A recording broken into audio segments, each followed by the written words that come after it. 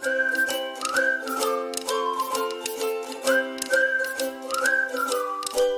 everyone, this is Sirius Minds, back here again with another video. Today we're looking at the 2010 Pure Chemistry paper, paper 2, question 10, and in particular part D of the question 10, because the rest of the questions are the common last topic which should not be tested during O-level this year. Alright? So a room freshener contains fruity perfumes made from the following esters. You have your ethyl hexanoate, ethyl pentanoate, and ethyl butanoate with the respective formula given and what are their smell like. Okay, so D part 1. Give the empirical formula of ethyl butanoate.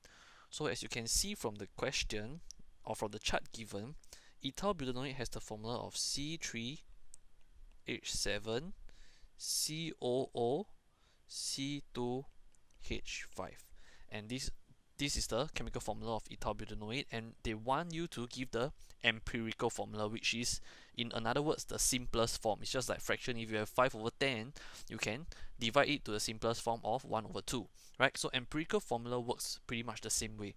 So before we can start to give the empirical formula, we want to group all the C together, all the H together, and all the O together, right? So by putting all the C together, you have 3 here, 1 here, and 2 here.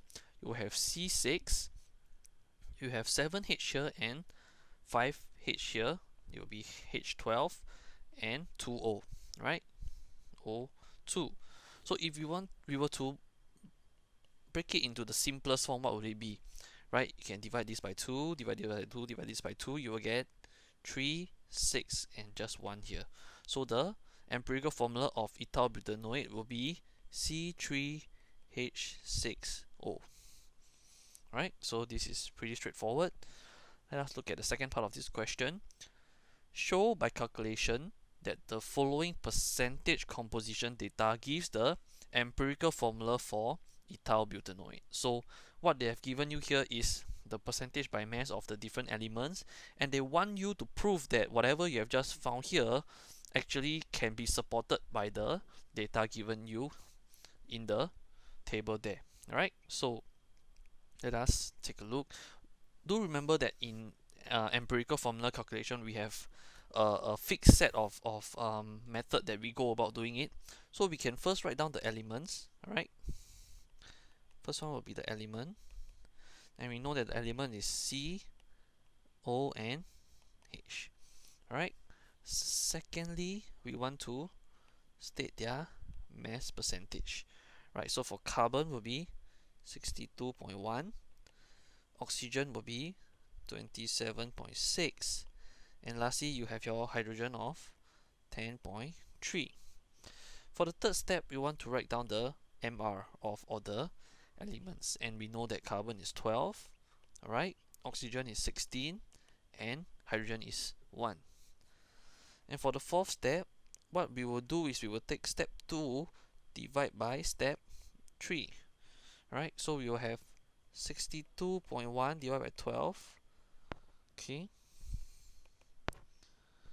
27.6 divided by 16, and 10.3 divided by 1. And this will give us 5.175 is to 1.725 is to 10.3. Right, so the fifth step, okay, what you want is to take your number 4, take the answer from step number 4, right, and divide by the smallest number. Right, so out of the 3, 5.175, 1.725, and 10.3, we can see that the smallest is 1.725, right?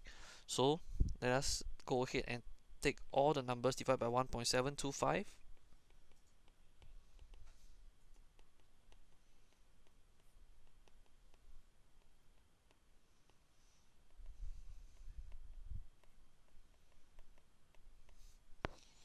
And you will see that you will actually get 3 for C, 1 for O, and 5.97, or you can round it off to 6 for H.